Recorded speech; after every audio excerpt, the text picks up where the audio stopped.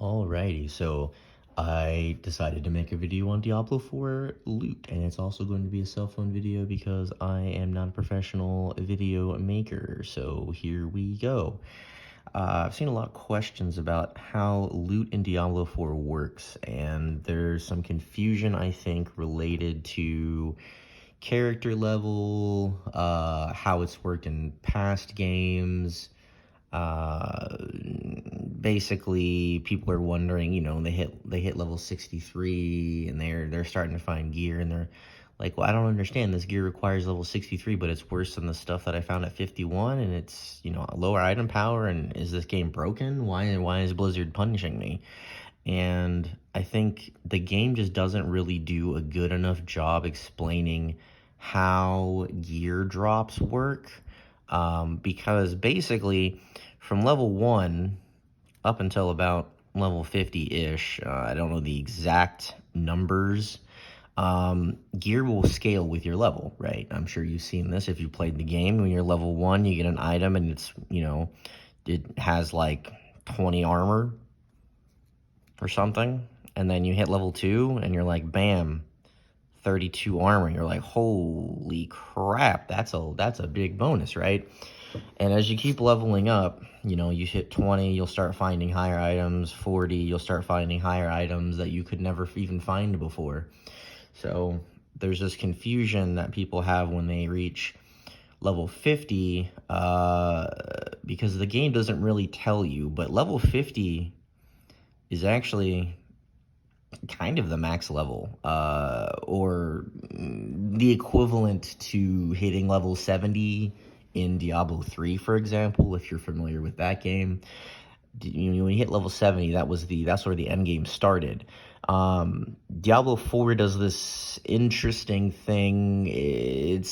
I'd have to break that whole system down. There's a reason why they do it this way, more so than just giving you an illusion. There is an actual system in place for why your character level still matters. But basically, when you hit level 50, there's this sort of illusion where you're gaining paragon levels. Really, it's level 1 through 50, and then you have like, what is it, like 200 paragon levels essentially that you're gaining, and it's split. Each character level is 4 paragon levels. So I think that's where the confusion comes from, is they're expecting that, when they hit level 50 and they see, okay, well, 100 is the cap, they expect as they go from 50 to 100, they expect the items to keep, getting higher and higher and higher and higher, and the level requirements keep getting higher with them. And they see these level requirements. A lot of times the level requirements will go up as the item gets better, but usually it's because they're finding sacred items, right? So they find a sacred item at level 50, and they're like, wow, this is so powerful. And then they find another sacred item, at level 61, and they're like, what? Why is this weaker? This could be item power. Maybe they found godly item power.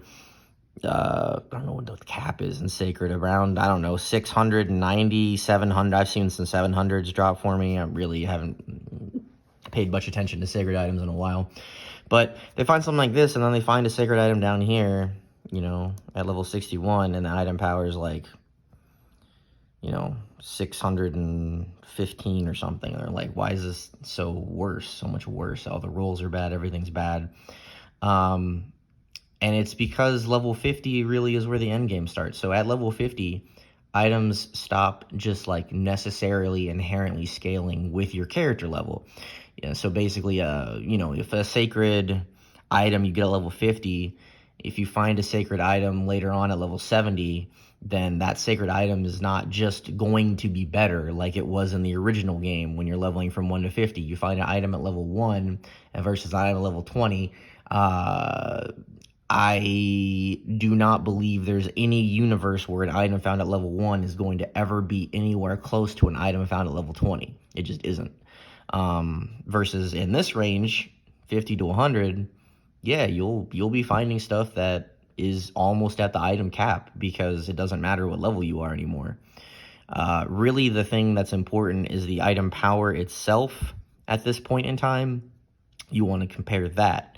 So if you find an item power, you know, once again, I don't know the exact cap on Sacred. The highest I've seen, or the highest I typically see, is around 700, but a lot of my characters have been going into World Tier 4 and getting Ancestral items pretty early, because I'm a Mega Nerd, which is why I'm making this video.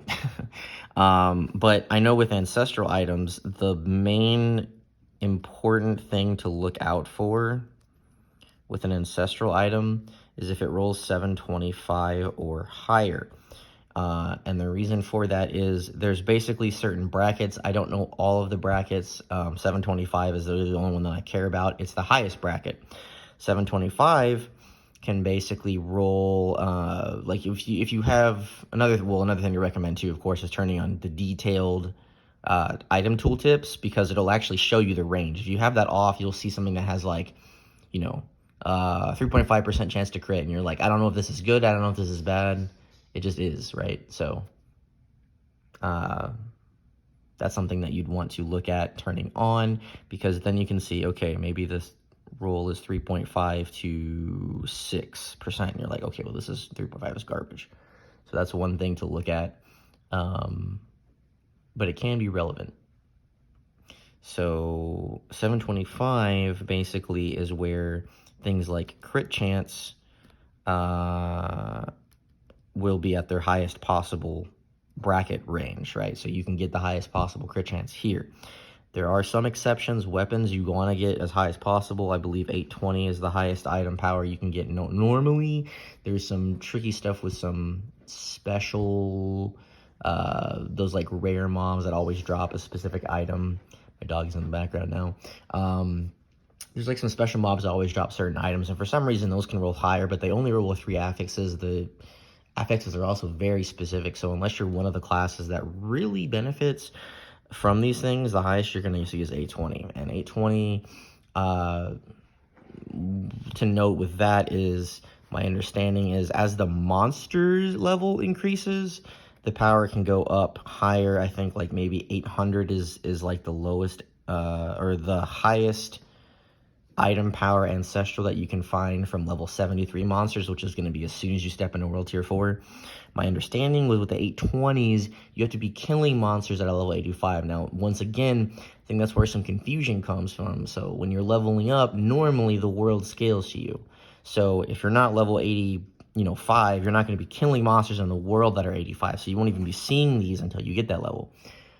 But if you do Nightmare Dungeons, the Nightmare Dungeons are actually, I believe the number is 54 levels higher than the tier itself, which is perfect because there's actually a tier bracket you can get that's like 31, Nightmare tier 31 to 40 that you can craft. And if you craft this at 31, even the lowest possible roll, you're going to be fighting level 85 monsters.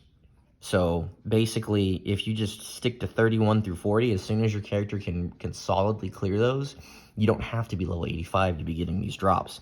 Only the monsters have to be level 85 to be getting this drop, okay? And these things are relevant for stuff like weapons. Basically, what happens with the item power above this 725 is that the inherent stats on it usually continue to scale.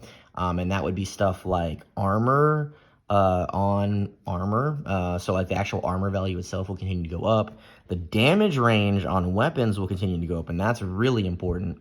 And then jewelry is usually the resistances. So for armor and jewelry, you really just need to get 725 and then look at the stats. If they're your best in slot stats, if they rolled well, if you can roll one of them to be better, then you may find your best in slot ring pretty early on.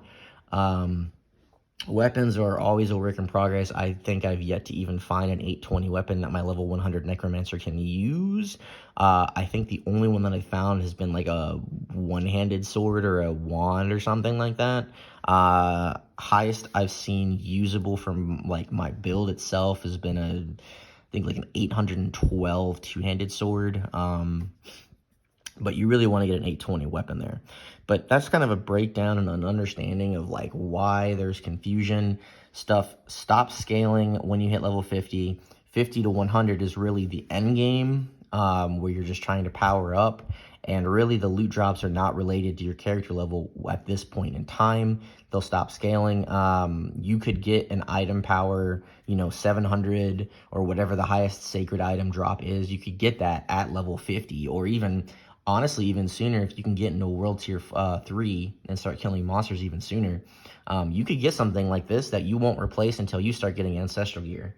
And just as another anecdote, for me specifically, when I was level 61 on my Necromancer, I was in World Tier 4. I think I killed a world boss and got a unique two-handed scythe, and it was 805. And an 805 weapon, right? So I did not replace this thing until I was level 87, somewhere between 87 and 93, which this was before the experience buff to Nightmare Dungeons, so this was like days of playing the game, basically. It took me a long time to get there. So, just an understanding. I know it's a bit all over the place, not edited, and it's a cell phone video, but if you come across this video, I hope it helps you just get a better understanding of the loot, and you may, that way people hopefully can stop blaming Blizzard for their bad RNG, or like, why is the loot broken, or this level 73 piece of gear is worse than this level 51 or something like that, right? It's just, there's a lot to take into it. I guess, well, you know what, and one thing I forgot to mention, the very last thing that I think confuses people is the required level on these items, on these, like, sacred, I don't know about normal. I don't know how normal rares work. I haven't really, they become irrelevant pretty fast. But on sacred and ancestral items, terrible handwriting, I know.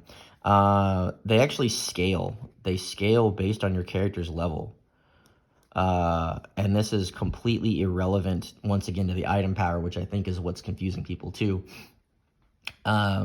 Basically, like, if I'm level 100, I could find an item power, 615 sacred, like we're talking about down here.